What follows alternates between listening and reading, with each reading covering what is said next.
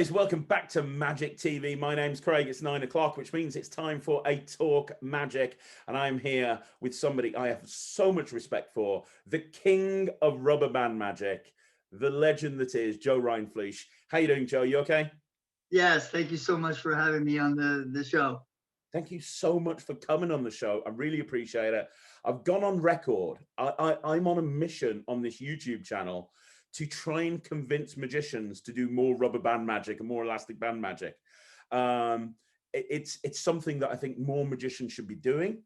And I've done lots of videos about that sort of thing. So to have you on here, who is literally leading the charge from the front when it comes to creating innovative, really mind-boggling rubber band magic, it means a lot. Thank you so much. No problem. So let's start before we start talking about rubber bands. And by the way, before we start, is it rubber bands or elastic bands? Some people say rubber, some people, what do you reckon? I say rubber bands. Perfect. You would know. Right. Yeah. So before we start talking about rubber bands, let's start at the very beginning. When did you get into magic? Was it as a kid and you got a magic set? Was it that traditional story? So, okay, so the story goes, my very first, influence in magic was my grandfather. He basically did this thing with a knife where he took a piece of paper and he put it on the knife. He had two knives and he would put them behind his back and bring them back, and it would change places, and it was really cool. He would make one go over to the other, so there were two on there now, and it was really cool. And then I thought nothing of it, and but that was my first influence in magic, where I was like, wow, that's really cool. And then just, that was it.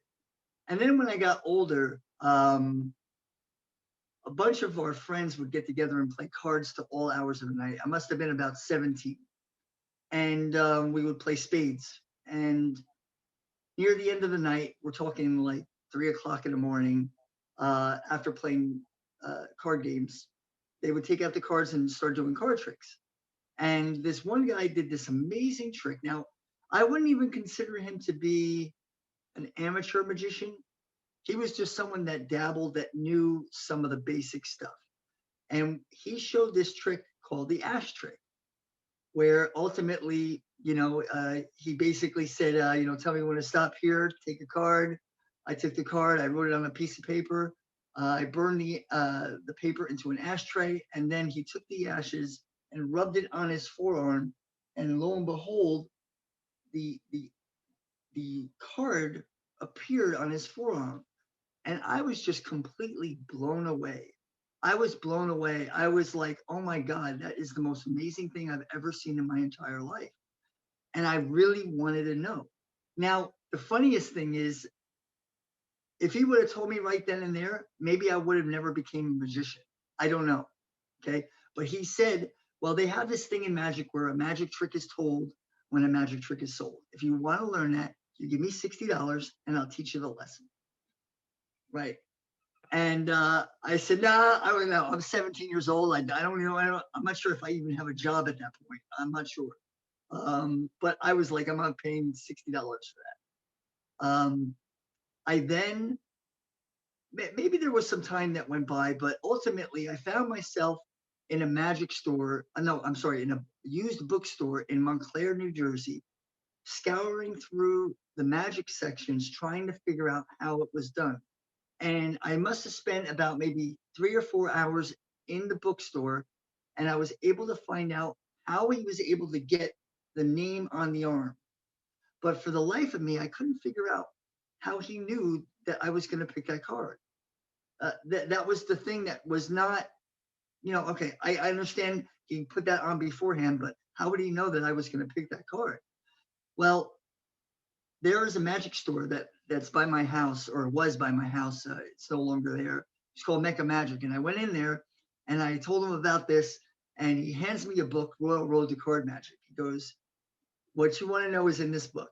And he showed me the section that I needed to read. And that basically started off. That day, I think I bought sponge balls. I bought this Tenyo trick where it was like a paddle trick with a swirly thing where you shake it and it looks like a coin appears, and then there's really a coin on there. I bought that day. Then there was Crazy Spots, which was another 10, it was like a blue thing where you open it up, it changes position, and then it changes completely. That was another trick I bought that day. Like, these are the things that cemented the biting of the magic bug. And I think I bought sponge balls and a pamphlet by Frank Garcia on sponge ball magic. And that was the start of my whole magic fascination. And then did you very quickly like get immersed with it? Because a lot of people don't realize, and I'm going to talk about this a little bit later on, a lot of people know you as a rubber band guy, but you are a true student of magic. Like you know everything more than a lot of people realize. So is that where that started? Well, before I answer that, I just wanted you to know that once that happened, I took all that stuff and I really started practicing a lot. I mean, hours and hours and hours a day. And that's what really became the most fascinating thing to me at that time of my life, was to do magic. And I would do it, 7, 8 hours a day, practicing, getting better. Well, I do want to finish off the story, which is I met back with that guy about 6 months later, the guy that showed me the trick. And as you saw earlier, right, when I said, he had me pick a card, I said, here, let me show you a trick. So I take the cards and I spread them out. I said, here, take any card at all. He takes a card. I said, okay, write it on a piece of paper. Give me the ashes. I do this, and the card is on my arm. He's like, I know about how you did this on your arm, but how did you get me to pick that card? I said, you have $60? That's great. True story. That's awesome. That is brilliant. That is so cool.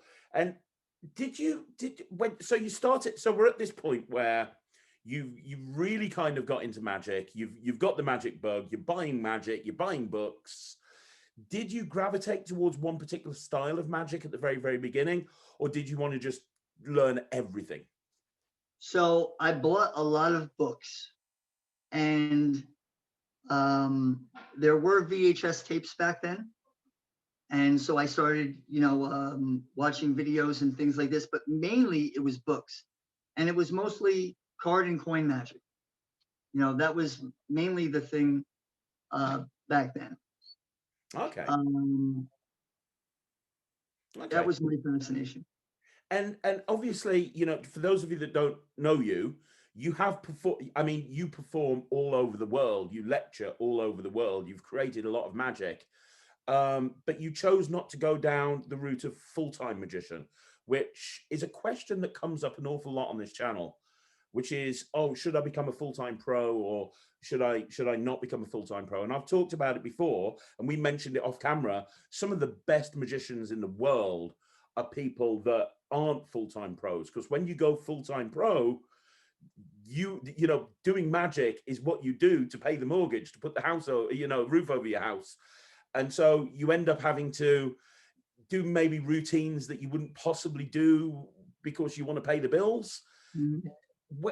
Have you got any advice for the people that are watching this, that are kind of trying to decide whether to go down the route of being a full-time professional or not?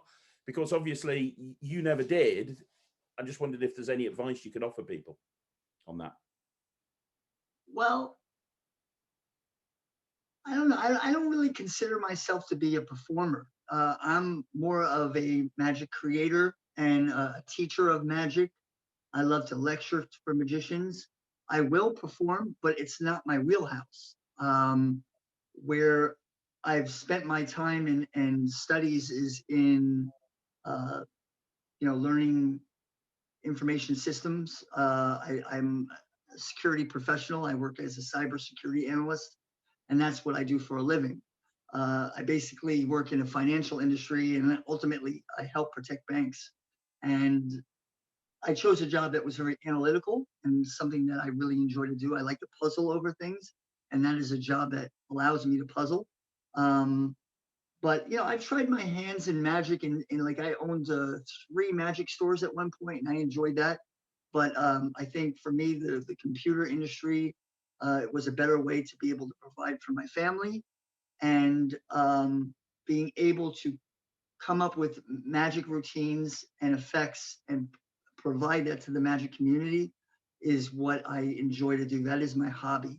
And I think of it this way, is that I may come up with a trick, and although I don't perform as much as I used to, or I actually right now I'm not really performing at all. I create, I show people, friends, magicians, and things like this, some of the things I create. But those people go out and show hundreds and hundreds of other audience members the tricks that I create. So I think it's fascinating. Now, I don't lose touch in the sense of what the audience wants and needs, because I do vet all of my material wherever I go. I'm just not getting paid for it. And I do it, like if I'm going to the store, if I'm at the barber shop, or, anywhere I go, I try to have an opportunity to show my stuff and make sure, is this relevant? Does this really work? Or is this just a pipe dream? A lot of times when you create magic, you can fall in love with your trick. You put it out on, into the marketplace, and everyone hates it. Well, why was that, right? Why was it that you thought it was the best thing ever, and then everyone thinks it's crap? So it's important to get real reactions from people and honest opinions. And let's talk about creating, because when did you start to actually create magic? How long into your sort of journey was it that you started to realize that what you wanted to do was create your own magic? When I first was getting involved in magic, it was really just learning and being able to do the tricks that were in books, learning the foundations and the principles. I never really thought that I would create magic. It wasn't even a thing, right? It was just that I love magic, and oh man, I love Paul Harris. I love Jay Sankey. I got David Ross' book. I got Bobo. I mean, I just want to learn that stuff, and I want to do it well. And then you start to get to a point where it's like, well, what if I tweak it? What if I do this? What if I do that? And then you start to develop your own ideas. My very first trick was terrible. I published it in Apocalypse, and it was called a Connect Four. And ultimately, what it was is a torn and restored playing card. It was quartered, and each spectator would sign their signature on each part of the ripped four pieces, and then I would slowly put it back. And it was very movie, very convoluted, and it was a start, right? It wasn't the best, but it was a start. And then from there, more ideas came. Some were, good, some were not. But as I continued to grow in magic, learned more about the fundamental principles of magic, learned more effects, and got exposed to more things, the more mature and the more cool my tricks became. You could definitely see, even if you just take just rubber band magic alone, if you look at some of the rubber band magic that was in Extreme Rubber Band Magic, my DVD, and some of the stuff that I put out recently with Penguin Magic, and some of the downloads in the last 6-7 years, you could see a drastic change in the maturity of the tricks that I've been coming up with recently, as opposed to 10 years ago, 12, 15 years ago. So the holy grail for magicians is to be a creator. I've talked about this on the channel before. It's kind of, you come into, as a new person who's coming into magic for the first time, you kind of look around and you look that there's certain people that are put on pedestals, and the people that are put on pedestals are the creators of magic. And so a lot of people, when they first get into magic, they want to create magic themselves. They want to be in a situation where they're creating magic for whatever reason. What advice would you give somebody who wants to create their own magic, either for themselves or ultimately to sell? I mean, is there a process you go through in terms of inspiration, and how do you take an idea and turn it into a finished product? I think the very first thing that you want to do is learn all the fundamental principles of magic first. You want to read and get a strong foundation. You want to become a student of magic. The very first thing, you want to learn the classics of magic. I wanted to learn all of the major things, coins across, the invisible palm, all of the Matrix. I wanted to learn all of the classics and be able to do those the way that they were done classically, the way that the original creator invented it. I wanted to read about theories of magic and different principles and sleights and concepts. And all of these things help build a strong foundation so that when you're thinking, hey, I would love to be able to do this, well, what concepts, principles, sleights do I know already that can help me to achieve that? Right. And then you get to the point where it's like, there's nothing that can help me in this situation to help me to achieve that. Maybe I need to come up with something new. Um, so having a strong foundation is so, so very important. Being a fan of magicians, choosing certain magicians that you really admire and learn their creative process and flow. Read the instructions of the effect, read the effect in the book, but also read why they did the things that they did. Okay. Sometimes when someone's writing how a trick is done, they'll explain how they got there or the maturity of, this just didn't happen in 30 days. This happened over the course of 4 years and they got it to this point and they just felt like it wasn't right. And then they added this to it. And then you're only seeing the finished product after it's written in the book, but this effect may have been worked on for years. So understanding whether it's, you're choosing certain people that you like their creativity or you're just reading a book, read why they did the things they did. When I was getting involved in magic, my heroes were, and you're going to find a flow in this, right? Paul Harris, Jay Sankey, there's another one that's escaping me right now, but we'll get back to it. There were tons of guys that were just so very offbeat, and that was the people that I kind of really admired their offbeat thinking, and I wanted to be like them, right? So I created tricks that were like that, influenced by Paul Harris, Jay Sankey, and others. And then I think there's more, right? In order to have a strong foundation in creating, you not only have to have a strong foundation, you have to have a fan, but you also have to have a mentor that can help teach you, help guide you. I was lucky to have a few. I had Gene Mays, Ken Krenzel, Harry Lorraine. These were some of the guys that would constantly give me, input and suggestions and help in effects and tricks that I would come up and create with. So lots of questions about what you've said there, and that was absolutely fantastic advice. First question, where do you find a mentor? That's a question that comes up on this channel an awful lot. It feels like there's less sessioning going on because of maybe the internet and social media.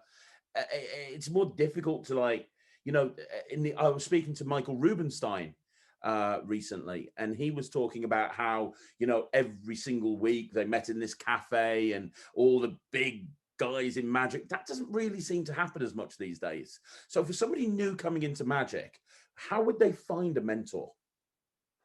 Well, first and foremost, what Michael Rubenstein described was a place that had went through a few iterations. In New York, it was the Magic Townhouse at one point, the cafeteria, and then I was involved in Ruben's cafeteria on 38th and Madison. And that's where I met people like Gene Mays, Paul Harris, Frank Garcia, you name it, they were all there. And I think that birds of a feather do flock together. I think that being exposed to those greats helped me become a greater magician, a greater creator. And that was important. And the other thing is that you have to really have the desire to want to learn, and it's almost like you have to ask them out on a date, like that feeling of like being rejected. I remember I asked Derek Dingle to meet with me, and he said he would. And I went out of my way and I went to this bar and I waited for him. And unfortunately, he wasn't able to make it. He apologized, but I kept on trying to meet up with him. And I kept on trying to meet up with these greats. I remember Bill Wish. I asked him to meet up at a diner with me. I drove like 45 minutes just to have lunch with him, just so I can, be exposed to magicians and learn from them. And he was gracious enough to do so.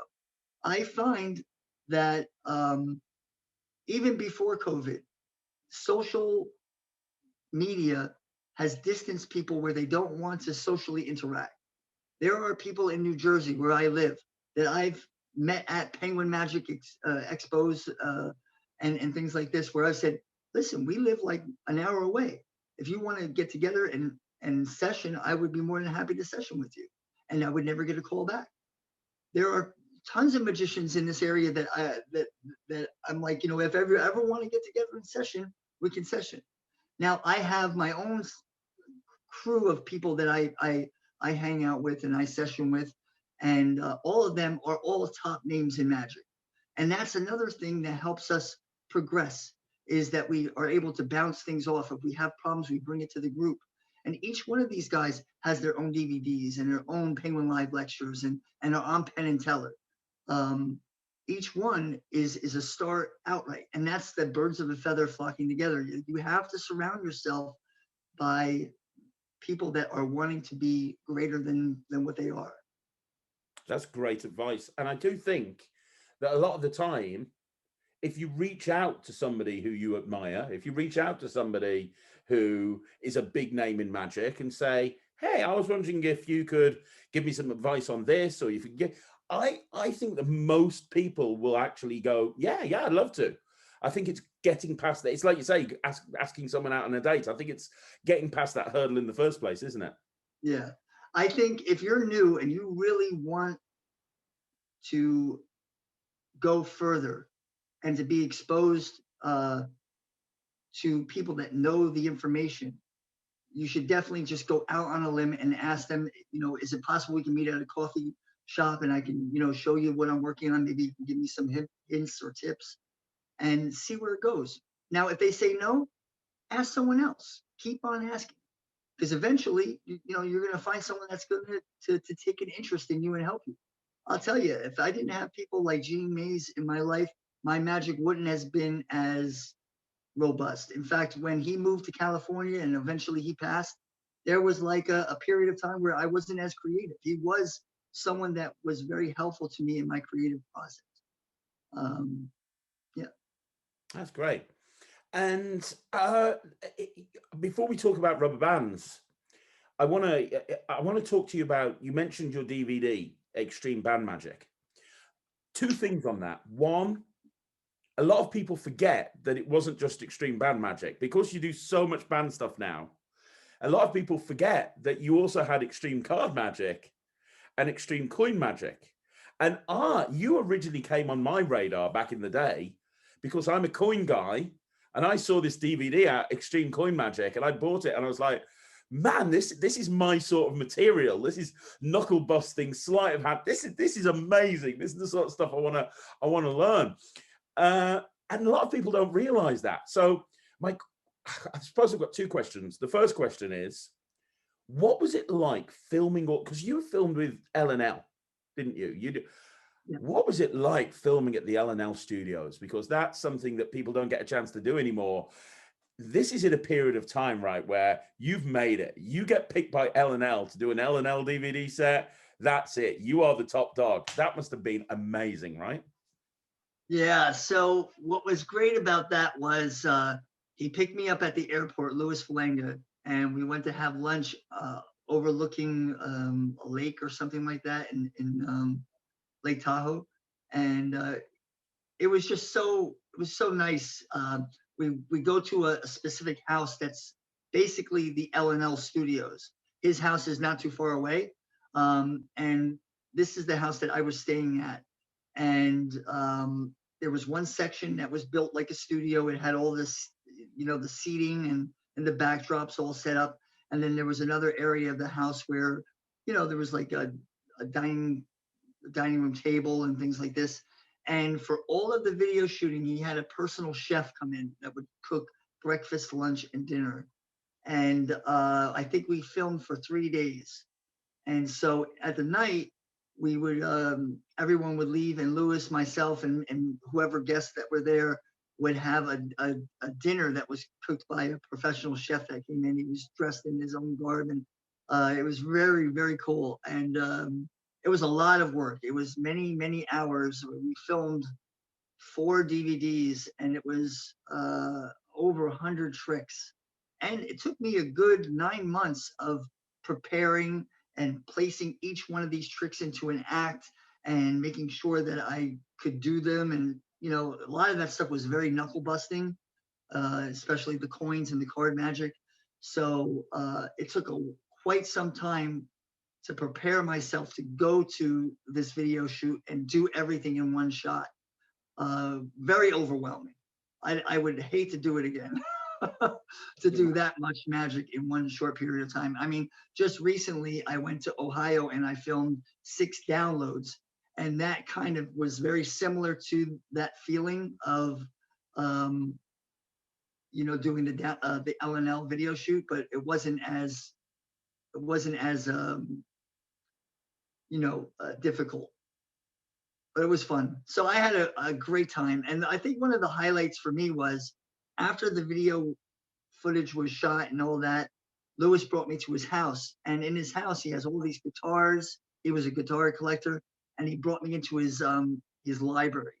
And at that point, I don't think I remember ever seeing that many magic books in one place. It was amazing to just be able to sit in there and read books that I've never even seen before.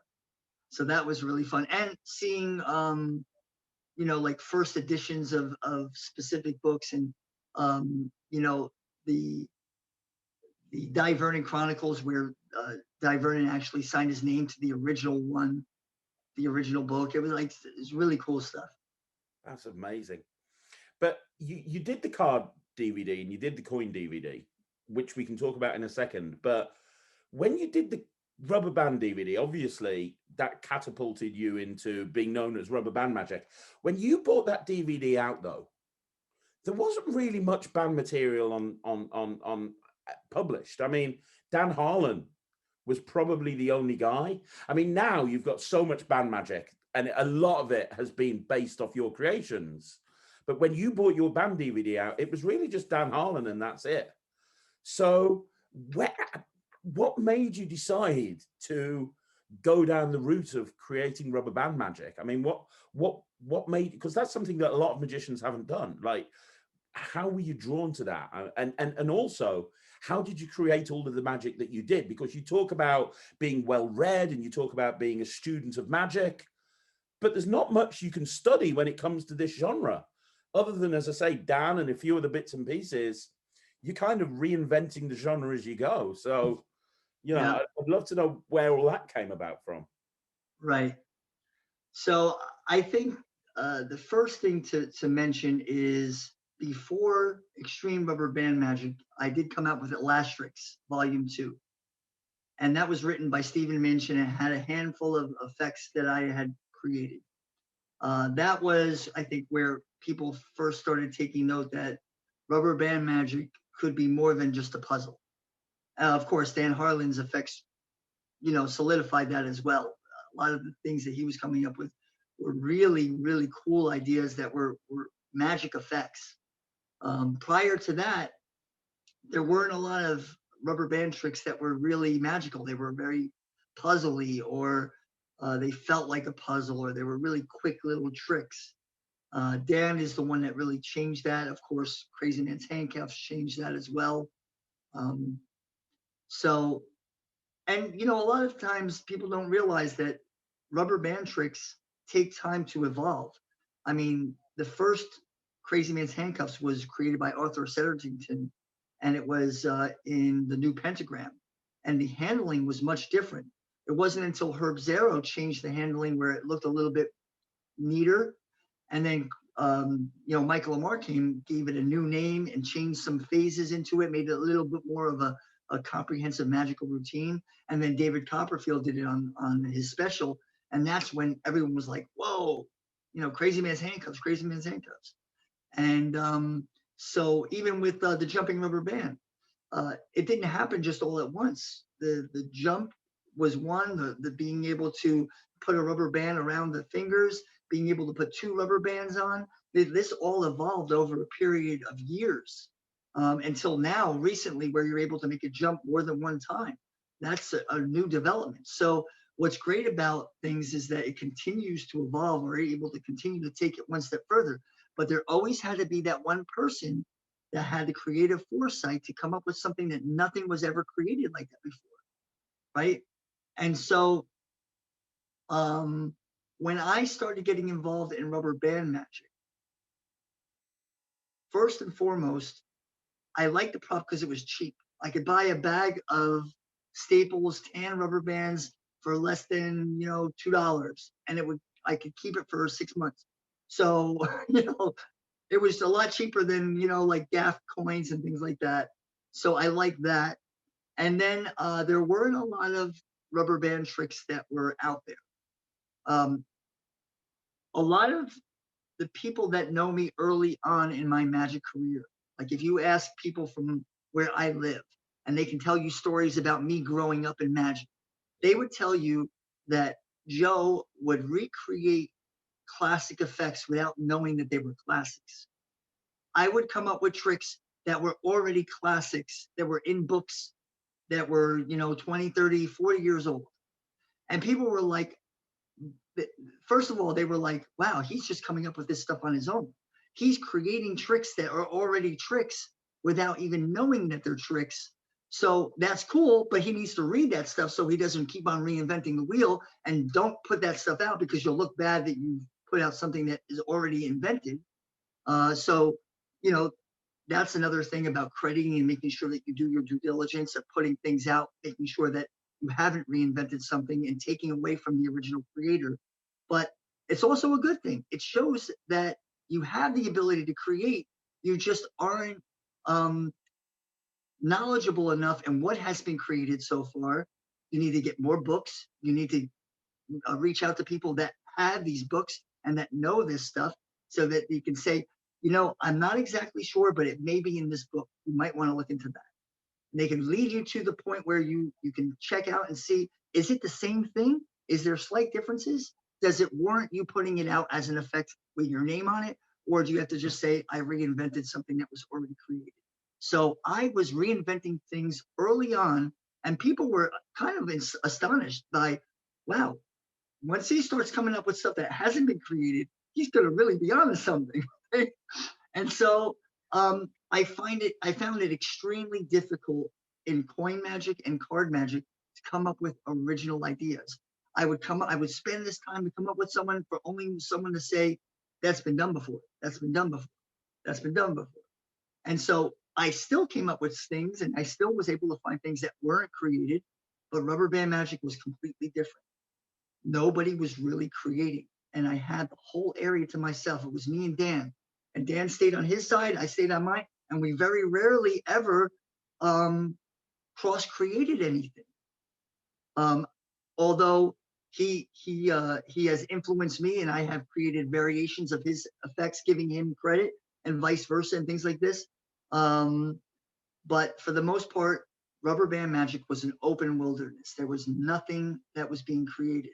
That's why, for example, Rubik's Cube magic, people were rushing into Rubik's Cube magic because it was a brand new thing and there was so much to be created. And rubber band magic was the same, and it is much harder now to create rubber band tricks than it was before. Especially now, since I've come up with so many different things, and others like Russell Leeds and Bacon Fire and Cyril Thomas and so many, Dan Haas, so many other, Hanson Chen, so many others that are coming up with rubber band tricks. It's becoming more and more difficult, but they're still out there, and you just have to find them. You have to search further. Yeah, that's pretty much that in a nutshell. What I love about your material, and you said openly in this interview that you're not a performer and you're more of a creator, but you have a knack of making routines way more commercial. I am a working magician, and I love so many of your rubber band material. Let's take your linking rubber bands, for example. your 3-phase linking rubber bands that I do like every gig, walk around. The second I saw that, I was like, oh my gosh, that's amazing. I can set up linking rubber bands without doing the classic Michael Amar thing that everybody does. I can literally just show 2 bands, extend them in between my hands, and I can do this thing, which is amazing. And then I can do a second phase where they're dangling down from my fingers, and I can put, and that's super big. And you took linking rubber bands, linking headbands has been around forever. It's probably the other thing that people do. You know, you see, they do, and we'll talk about this later, but they do linking bands and they do crazy man's handcuffs, and that's it. But you took it and turned it on its head. And even though you're not a performer per se, you have an incredible knack of making things more commercial, which is just brilliant, in my opinion. The problem that rubber band magic has always had is that it is a puzzle to be figured out, and that it doesn't necessarily follow the same structure of other types of close-up magic, like card magic and coin magic. Meaning, card magic, you have a beginning, middle, and end, multiple phases, killer climaxes. You can have a structured routine, okay? And you can also jazz out within routines. You could do an ambitious card and go wherever you like with it. You may know, the beginning and the end, but the middle, you can kind of, play it by ear and do what you like, or choose a structured approach.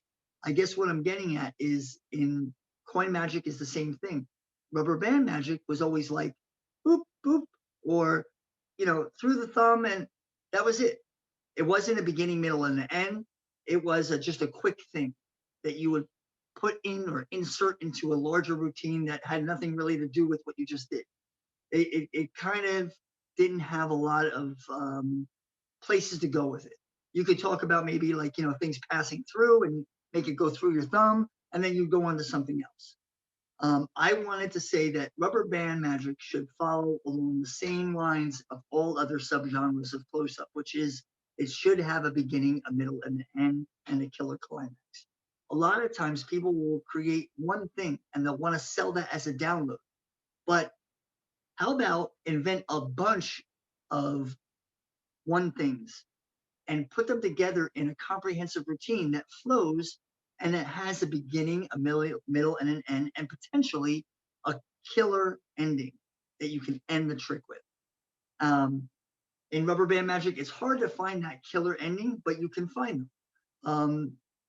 It may not be like, oh my God, or it might be just a nice way, like icing on the cake, right? It might be just a nice way to end. For example, rubber exchange, being able to show both sides, that's my killer ending, right?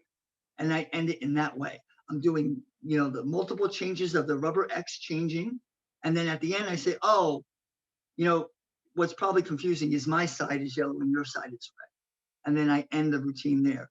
So I switched it up. I basically go through a bunch of different phases of that effect, and I end it in a way that, like, whoa, wait, how did that happen? And I think it's important that rubber band magic adheres to those type of things. It's much better.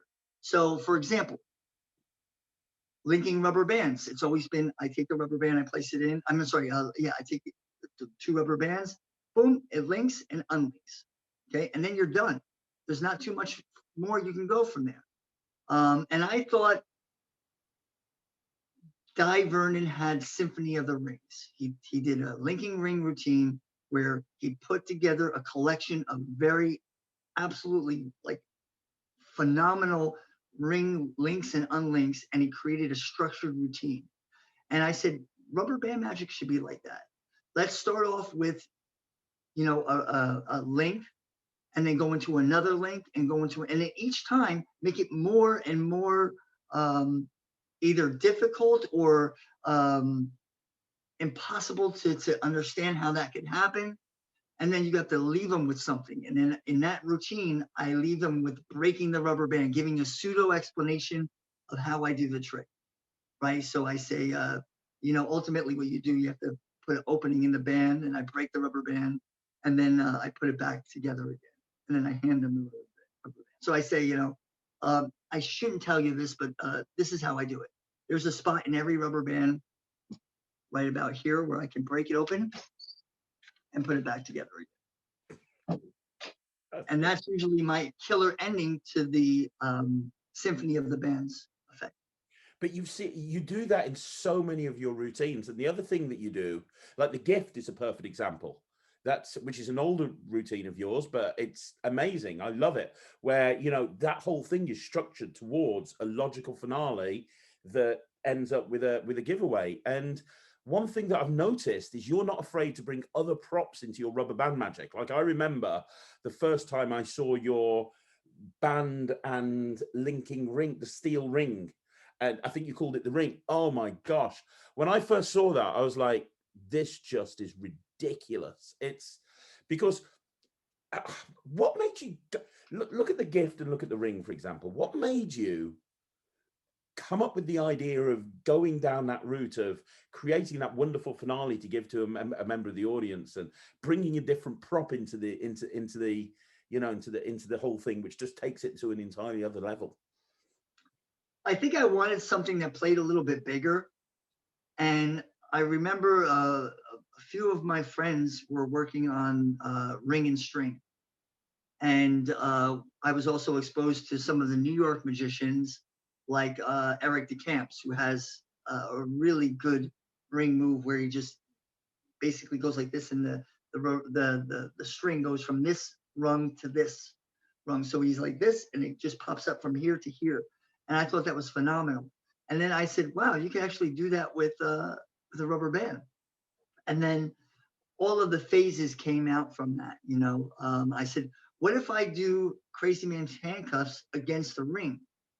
And then I wasn't the first to come up with something like that. I think Paul Daniels did it against a wine glass in Apocalypse. And there's so many others that have used the Crazy Man's handcuffs to do it off of other objects. So I thought that was interesting. Yeah, it looked absolutely amazing. So what advice would you give somebody that's new into magic, or not even that new, but they've been in magic for a while? They do card routines, they do coin routines, they want to do rubber band magic. What there's so, like you said, there's so much material that you can look at now.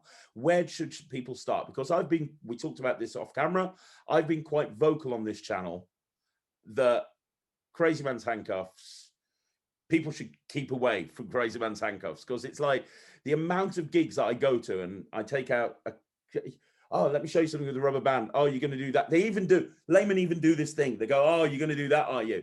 It's like every working pro has done that for so long. And there's so much more you can do with rubber bands rather than that. So first of all, do you agree with me on that? And second of all, so here's the thing, right? I normally don't tip this anywhere. This is something I usually just do for my own audiences. I never share this anywhere, but I'm going to actually teach you an underground method of Crazy Man's handcuffs. And I'm going to use these two rubber bands here. And the idea is you want to place it on the second finger. It changes everything. So now your hands are like this, and watch, I place this rubber band inside here, give a little pull, and it goes through just like that. So Crazy Man's handcuffs is like the pick a card to card magic. Ultimately, you know, oh, I've seen that one before. It's a great effect. It's wonderful. I in the ring, I have many variations of Crazy Man's handcuffs, and I think it has a place in rubber band magic. But there are so many other things, and a lot of times people will throw all of rubber band magic out just for that trick. And there's so much more that is available and possible to do with rubber band magic.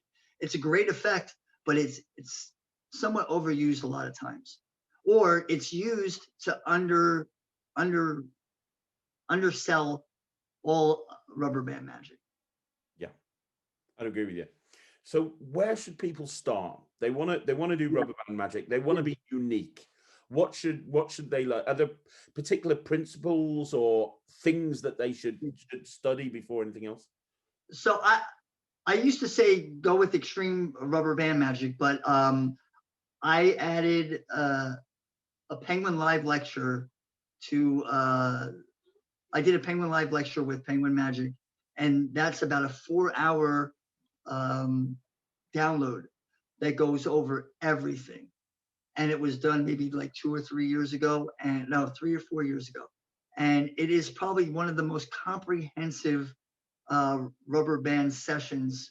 And on there, it's me, Dan Harlan. I have Hanson Chen there, Michael Goldman, and I go over all of my effects, and I also discuss the theory of rubber band magic, some of the terminology that I've come up with to help explain rubber band magic. It's like looking inside the hood of a car and seeing how all of it works, right? And the other thing is too, is that a lot of times people, magicians, creators can come up with a rubber band trick and they just happen across an idea and they don't really thoroughly understand the theories behind it. And in this session, I go into the theories. I go into the different, I have a model in place to explain how rubber band magic works, that there are displays and setups and anchors and different things, releases, ending positions, and all this type of stuff that explains how a rubber band trick is done. And ultimately, if you wanted to summarize or sum up what a rubber band trick is, it's basically taking a configuration, modifying it to another configuration, and then ultimately transitioning back to that original configuration. So you have a setup, you modify it in some way, and then either slowly or over a period of a few transitions, you go back to your original setup. And that pretty much summarizes most of rubber band magic. That's actually a very, very good point. Yeah, it really does. It really does. So that is a great place to start because there's so much material on there and you'll get a great foundation. And then there's so many others and myself that had come up with downloads that teach specific concepts. One of the things that I do when I put out my downloads is I don't give you just one trick. I don't give you a thumb penetration and then sell it for $3. I come up with a new concept and then I give you 6, 7, 8, 14, 15 different variations of how to use this new concept because rubber band magic is still new and we're still developing its sleights. Ultimately, there's going to get to a point where all of the sleights have been developed and now you're left with the tools. And now create tools with the given sleights that are available. It's going to get to the point where rubber band magic is going to move into a place where you're going to have multiple transitions happening in one hold. So you're going to set up and then you're going to be able to do many different things all in one setup, multiple transitions. And you're already seeing that stuff with my effects and Cyril Thomas's effect. Cyril is another one that Dr. Cyril Thomas, who is creating a lot of effects that you can have multiple transitions where the rubber band will go one way, and then back and forth. And it's just amazing stuff. And again, I'm coming up with that kind of stuff too. So rubber band magic is evolving with reps, multiple repetitions of things, and multiple iterations. So that's very cool. Combos is what I usually call them. Combo moves. Being able to set up in one position and being able to combo off of that so that your hands are not moving. Like for example, in Symphony of the Rings, I'm able to link, unlink, link, unlink 3 times in one setup. Yeah. And that's what really had magicians like take note. Whoa, how is he able to do it 3 times without changing his hands? Right? So that's really cool. It really is. So what's your favorite band trick that you've ever created? You must have created so many rubber band routines now that you must have forgotten some of them, I imagine. I don't know. I mean, you've created so many. What's your favorite? Well, I don't know. Maybe it's because it's the most newest, but Dino is probably one of I feel like one of my favorite accomplishments because it's just so different than all other kind of rubber band magic. It actually feels like real magic. Rubber band wrapped around the fingers like this. And watch. And it penetrates right through. And then I don't have a spectator's hand here, but being able to take the rubber band, wrap it around their hand, and have it penetrate through. So Dino is a new concept that I'm really excited about, that I like. But like all my downloads recently through Penguin Magic, they're comprehensive, either they're comprehensive routines, or they're a concept that teaches many variations and things like that. That's brilliant. And is that available through Penguin now? Is it Yeah, I haven't seen that one. I'm going to be, as soon as this interview's ended, I'm going to be rushing off and visiting yeah, Penguin. it actually won Penguin's Download of the Year last year. That's amazing. Yeah. That's brilliant. That's awesome. Yeah, you've brought out so many wonderful band routines. I'm trying to think of all of the ones that I do, and almost everything that I do is your material, Joe. It really is. And the thing is, one thing that I've noticed is you take plots from other types of magic and you bring it into rubber bands, and you see that over and over again. One that I do is where you take the rubber band and it penetrates through the hand and penetrates down through the hand multiple times, but you see it so many times. Is that a conscious thing? Did you kind of look at coin magic and go, well, what plots in coin magic can I bring into rubber bands?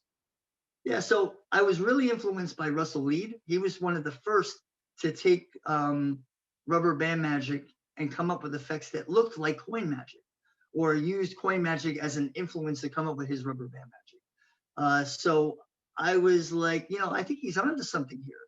And I started coming up with ideas. And so a lot of effects have that kind of feeling. And what I found, the discovery that I came across, is that card magic, coin magic, everything you could think of in close-up magic can be applied to rubber band magic, but not the reverse. There's, like, you name it, any type of card plot can somehow be created, for the most part, with rubber band magic. I think where you would stop the analogy is, like a card at any number. You can't do that with rubber bands. But for like I've come up with effects and variations that ultimately I'll be putting out on out in the market, like Oil and Water, Triumph, Out of This World, Cannibal bands, you name it. Like, you can come up with many different tricks.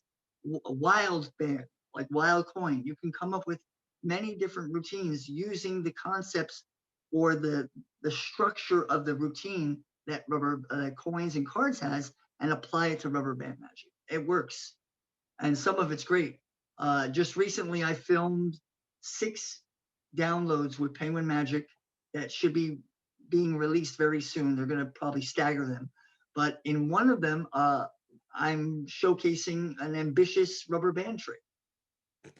Right? So, yeah, it can be done. You just have to think outside of the box and say, well, how would you do an ambitious rubber band trick? What would that look like? You don't have a deck of cards.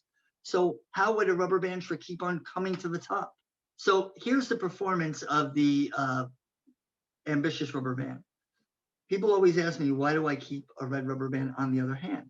Well, this particular band doesn't like to play well with others. You see, if I place it on with these, it always wants to be the star of the show. No matter how many times I put it down there, it always wants to jump up to the top. Now, if we use another rubber band like this blue one, and I give a little shake, it still wants to be the star of the show. That's great. That is absolutely fantastic. That is so good. So here's a question for you. Do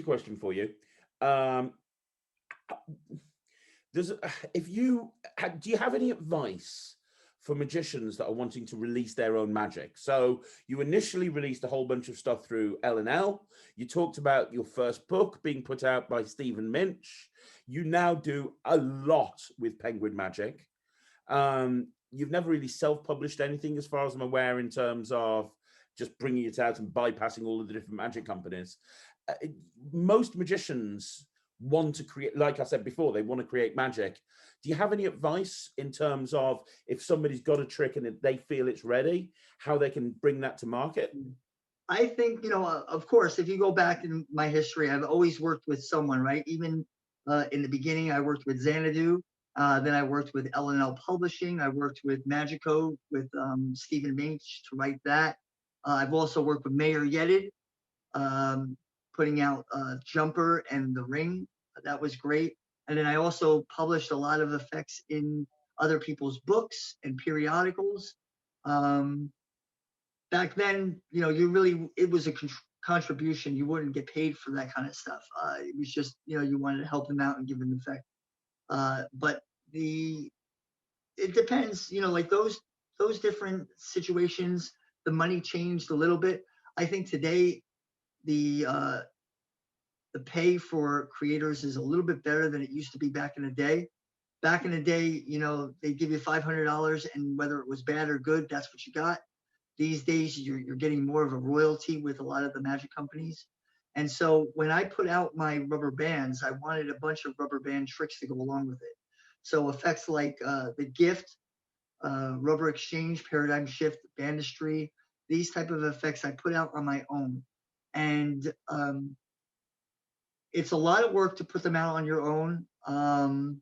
You have to work with someone to edit, unless you're going to edit yourself, and that's very difficult at times, especially if you have a full-time job, you know, kids at home or whatever. That could be very difficult.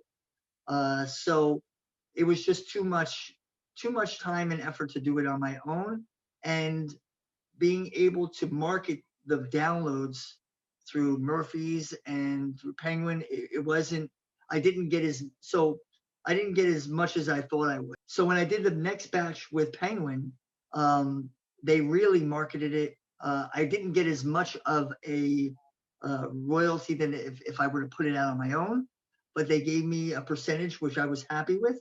And ultimately, all of these were to advertise my bands, right? So here's why I put out my rubber band magic. One, to be recognized for the contributions that I've created, right? And so I want to be acknowledged for the things that I invent and create, which brings me joy. I want other people to do the effects that I like and really enjoy them. That brings me joy. I have rubber bands that I sell, and you know that's a supplemental thing that I do as a side gig. And I like the fact that I can offer a quality product and make money on it. You know, I don't get rich on it, but it's nice, you know, pocket change to have that I enjoy. So all of this helps, you know, make the machine move. And I like to put out my downloads. I like to be relevant. I like to continue to stay relevant. So every year I put out a few effects. I found a good company to work with, a company that I can, that I respect, that I feel is loyal, that has always treated me well, and I don't feel that I'm being ripped off at. So once I find that, Penguin Magic has been that for me. I work with them, and I've been consistent with them for the last, I don't know, 5 or 6 years, and we work well together. And they're committed to you know, putting out some of my stuff every year. Basically, we've been working where each year I fly out to Ohio, or if we're at a Penguin Expo, I'll do some stuff at the Penguin Expo. But it works well. So find a company that you really feel comfortable with, that will work with you, that will treat you right, and stay with them and be loyal. I've spoken to Sean several times, Sean Dunn at Penguin. He's very passionate about making sure that artists are looked after and that they're putting out quality products. Like, I've talked on this channel about people that put out substandard downloads, but as far as I can see, Penguin are trying to do everything in their power to make sure that the stuff that they put out is just A1. Right. And you know what? They have costs. They have editing costs. They have studio costs. They have people that do the accounting that they have to pay. They have a whole machine that they have to pay for. Penguin Magic is not just one person, it's many people. And so they say, hey, look, we're going to create this structure where it's going to be good for the artist, but it has to make sense for us. And we're not going to gouge you and take more than what we can, but we're going to lay it out, and this is what it is. And that is completely understandable, and I like that. Well, before we wrap this up, I've got two last questions for you, Joe. And the first question, you mentioned your rubber bands that you put out, and you've got lots of rubber bands. I have packets all over. If you saw my office, I've got literally your rubber bands everywhere. But you also said in the beginning of the interview that one of the reasons that you love rubber band magic is because it was cheap. You could go and buy yourself some rubber bands from the store, and then you didn't have to spend anything else. So why should somebody who's getting into rubber band magic buy your Elastroflex rubber bands as opposed to spending a few dollars down Staples? Well, I think first and foremost, the ability to have many colored rubber bands changes the whole dynamic. Just like with a deck of cards, you know, you have so many facets of a deck of cards. You have, you know, clubs, hearts, spades, diamonds. You have all the different, you know, pips and court cards and things like this that gives you variations of things that you can do. You can tell so many different stories. So with only having 10 rubber bands, there's only one story to really tell. Now that with my product line, I have 18 different colors, you could tell stories about flags. You can tell a story about, you know, a boy and a girl if you have a pink rubber band, right? So now you could do crazy man's handcuffs that actually means something, where like someone goes on a date with another person and it doesn't work, but ultimately it will work, and things like this. You can now have storylines that you can tell. The other thing is that they're a professional product. Like they don't break as easily. They stretch longer. They have a nice shine to them. They smell nice. They're a quality product, and they're able to stretch further and longer. And so a lot of the routines I create basically need my rubber bands because the Elastroflex that I put on them allows them to be less rubbery. It's more like a silicone, so they can glide or slide across each other. So many effects, like for example, I had an effect called paradigm shift, where I take two different colored rubber bands and wrap them around the hand like this. So I show you the pink and the blue, and I give a little shake, and they change places, right? And you could do this over and over again, where you take the pink and the blue and give a little shake, and they change places. And so if you use normal rubber bands, that's not going to work. The rubber is going to cause it to bind against each other, and it's not going to allow them to slide through each other. And so new possibilities of rubber band tricks are available to you now that you're not using rubber bands that grip against each other, but more glide and slide. The other thing with the gliding and sliding is friction is what actually causes the rubber bands to break. If it's rubber and they're constantly rubbing against each other, it's going to cause the rubber bands to break much easier.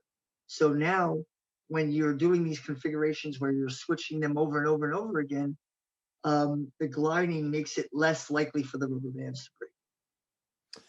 And the other advantage of them, you know, my opening routine when I do band magic is something that you published a while ago, where you've got lots of different colored bands, and I just say pick a band, and they pick a band, and I literally just pull it through my hand about the band that they name, which is one of yours. You couldn't do that if you just had, like, you know, it's like you're saying, having so many different colors, it opens up so many different possibilities. Yes. Awesome. So my last question for you, and this is a question that I ask everyone I interview on the channel, is what's next? And what I mean by that is you've been in magic for a long time, and your legacy is set. If you decided to retire tomorrow, never produce another magic trick again, just disappear from the community, people would still be talking about Joe Rindfleisch for a very, very, very, very, very long time to come. And the routines that are created over the next years and months and decades even are going to be created based on the stuff that you've published up until this point. Your legacy is set. But knowing you as well as I do, I'm pretty sure that you're not going to slow down anytime soon, and that you've got a million other things that you're going to be creating and releasing. So yeah, what's next? Is there anything on your magical bucket list that you haven't done yet that you want to do? Well, I think that rubber band magic is still, a genre that is being developed, and I'm not done thinking in that area. I want to continue to try to get as much as possible out of it. Um, there are times where maybe I get a little frustrated and want to step away, and so I move back into coins, and play around with coins. I have coins here, and I picked up a cylinder and coin just to play around with recently, and um, I'm always playing around with props, and so yes, there's more to be done, and I think I have uh, this knowing in my gut that I should write a book on rubber band magic. If there's anyone that should do it, it's probably me. It's just a little overwhelming to think, this would be a comprehensive thing that would take years to accomplish. And I started to gather all of the effects that I've created throughout the years, and write them down on a piece of paper, or like in the computer, and I'm writing it down to see, what does that really look like? What is all the stuff that I created with rubber bands, where it lives in publishing, like in the publishing world? Where does that live? I came out with Extreme Rubber Band Magic, um, Elastrix. There was the IMS videos. Like, there's periodicals that I put rubber band magic in different places. Where does all my stuff live? And basically capture that on paper of what is all the stuff that I've created, and all the stuff that I have ready to publish. Like I said, I come up with effects all the time with Penguin. So I have a huge queue of effects that I'm waiting to publish. And I don't put them all out at once. I'll put a few out each year. So I have probably 30 or 40 effects that still need to come out. And more effects that are being created in that assembly line. But I think that I kind of want to see what a rubber band book would look like. And that's why I'm kind of writing down a list of all of my stuff, and it's taking time, and it would be a huge undertaking, but maybe I might want to do something like that. There's never been a rubber band book before, has there? Really? No, Like just a the pamphlets, like Elastrix and Elastrix Volume 2. And I think what really would need to be done is to create, just like in card college, where you show the hands and you identify every piece of the hand. I would have to identify all the different terminology associated with rubber band magic. I would have to talk about wrist tilts and um, heel displays, and anchors, and talking about posting and clawing. These are terms that I've created for rubber band magic.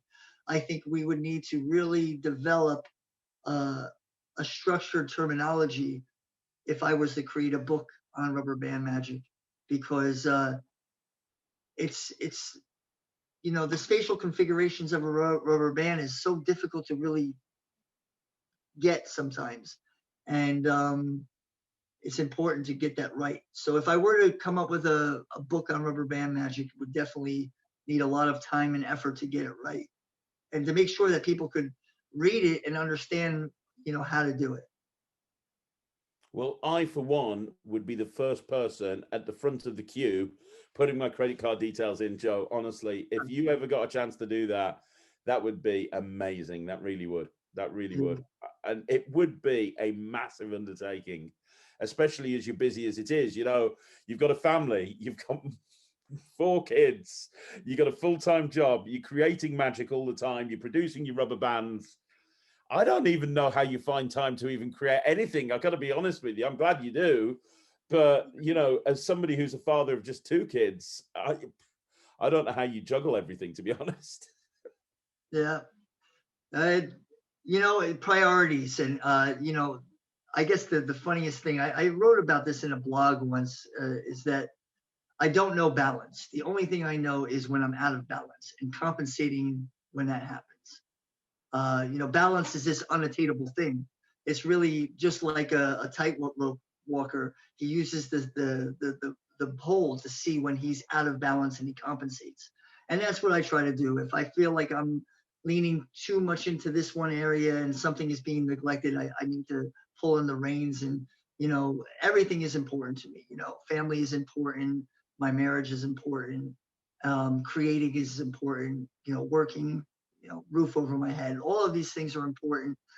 Raising my kids, spending time with them and doing things with them so they feel that they had my attention growing up as a child. All of these things are so important. And you can't always get it right all the time. And that's when you have to be able to compensate when those things get off track. You know what? That's the best piece of advice I've ever heard on that subject. That is absolutely amazing. And a fantastic place to end the interview. Joe, I really appreciate it. If people want to check out all your material, you don't have your own website for this. It's all through Penguin Magic, right? Yeah, right now, you would definitely go to Penguin Magic. They have all of my downloads there, and rubber bands, so you can get them there. So go onto Penguin, type in Joe Rindfleisch. If somebody's never seen any of your material before, what is the first download that they should get? The Penguin Live Lecture. The Penguin Live Lecture. Got it. And then after that would probably be Rubber Delusion, which is amazing, and then Dino, and then everything else. Definitely everything else. Start with the Penguin Live. Got it. Right. Okay. That's cool. Guys, if you haven't checked out Joe's material, please do so. He is amazing. And if you learn how to do rubber band magic properly and not just do crazy man's handcuffs, it will genuinely, it'll help you so much as a magician. It really will. And Joe, thank you so much for coming on the channel. I know how busy you are, as we've just talked about how busy you are. So the fact that you found time to come on here, I really appreciate it. Thank you so much. Thank you so much. No problem. You're amazing. Guys, make sure you subscribe to the channel. I'll be back again tomorrow. Joe, thank you. Guys, have a great day. Bye.